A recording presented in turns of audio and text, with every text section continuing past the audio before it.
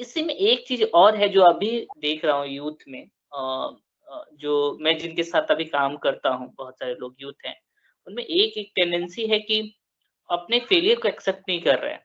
उनको लगता है कि वो हमें नहीं समझ रहे, अपनी ईगो से ये लेते हैं कि नहीं, मैं सही बोल रही हूँ या मैं सही बोल रहा हूँ। उनको पता ही नहीं कि जब फेलियर को एक्सेप्ट करेंगे तो उनका बिहेवियर चेंज होगा। As a Yeah. पर्सन के तौर पे ग्रो करेंगे। तो उस चीज़ में क्या मतलब जब जब आप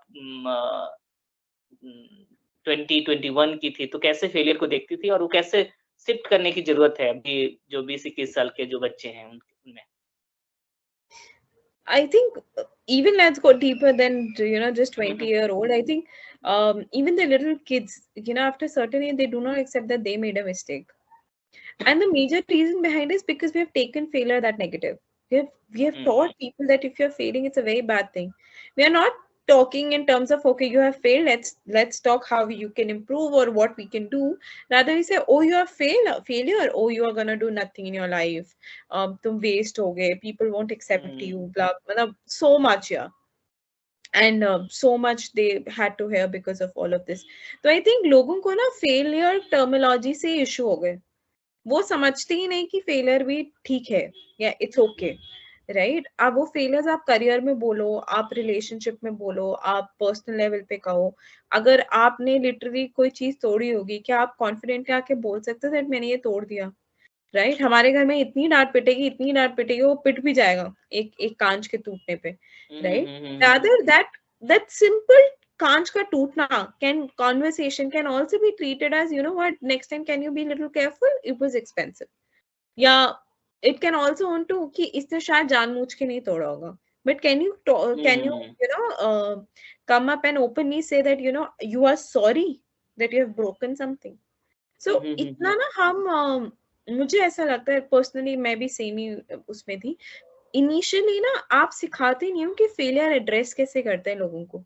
और जब हम सिखाते नहीं है ना लोगों को फेलियर एड्रेस कैसे करते हैं, या फिर जैसे उन्होंने अगर फेलियर एड्रेस करे तो लोगों ने उनको बी लिटिल कर दिया या उनको नीचा दिखाया, तो ना दे बिकम इनसिक्योर, ना they become they are doubting everything. They feel कि अगर मैं फेलियर दिखाऊंगा या बोलूंगा, देन माय रिलेशनशिप या I won't come out as strong.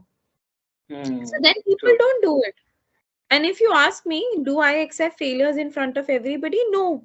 Because या I feel that people won't understand कि मैं ऐसा हुँ, दुख हुँ, हुँ। दर्द नहीं बांट रही, मैं सिर्फ अपना एक एक्सपीरियंस शेयर कर रही हूँ, या इट डज नॉट डिफाइन मी. आप इंटरव्यूज में बताते हो कि मैं यहाँ फेल हुआ, नहीं बोलते, राइट? बिकॉज पता है कि आप रिजेक्ट हो जाओगे अगर आप ओके। बोलोगे. But rather the hmm, hmm, perspective has to come in कि अच्छा अगर ये फेल हुआ तो what they have done, how they're hmm, expressing it. Are they even taught to express that way or not?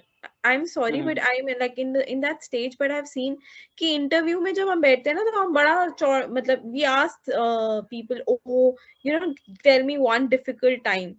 So technically the answer is that you need to tell what is your difficult time and what have you done about it. But hmm, hmm, hmm, hmm. sometimes I think that in my life nobody have taught me that idea. Hmm, hmm, hmm, Nobody hmm. taught me what to do in 10th class or 8th class standard if I okay. failed. No one. But suddenly, when I'm employable or now I have to come into the job industry, now I have to learn how to present my failure in such a way and what I've done about it. It's, can you see Kundan how much hypocrisy it holds? Because आप एक छोटे बच्चे को वो नहीं सिखा रहे, true. but एकदम से जब they are coming into a field or job market, you're going to judge them by the same idea. So I think in because of all of the factors, or to be very true, you can blame no one. Who can या you blame into, right? Can you blame family or education no. or society? Who can you blame on to? At the end, everything comes down to, are you ready to change? या Right? People are gonna come and ask, are you ready to change? But my question have always been, have you taught people to change? And if they are not changing, okay, makes sense. Then there's a problem. But have you taught people to change? Have you actually come down to those levels where people can actually open up, speak about their failures so that they can learn? Half of the time we don't speak about the failures. That's the reason half of the time we don't even learn anything. क्योंकि हमने तो हुँ, validate कर दिया true, ना, मेरी गलती नहीं थी, टीचर की ट्रू। गलती थी, इसकी गलती थी, उसकी गलती थी, मेरी गलती नहीं थी.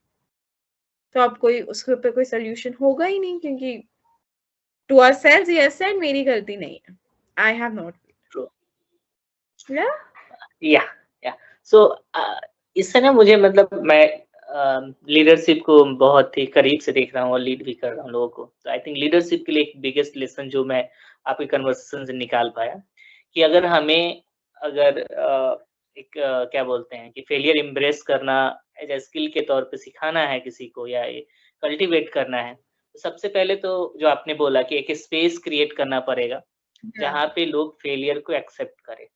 दूसरा नॉन जजमेंटल स्पेस क्रिएट करना पड़ेगा, नॉन जजमेंटल लिसनिंग करनी पड़ेगी, जहाँ पे अगर वो फेल होके आते हैं, तो आप मतलब क्रिटिकल होना हो, जो भी होना, तो उनके बिहेवियर पे होंगे, ना कि उनकी आइडेंटिटी पे होंगे। जैसा कि बचपन में Absolutely. बोलते हैं ना कि तुम गधे हो, तुम नालायक हो, तुम्हें ये भी नहीं आता, लेकिन वो तो नहीं है ना बच्चा, वो तो सिर्फ़ एक बिहेवियर पे है। तीसरा, Yeah. उस फेलियर पे डिस्कशन करना पड़ेगा।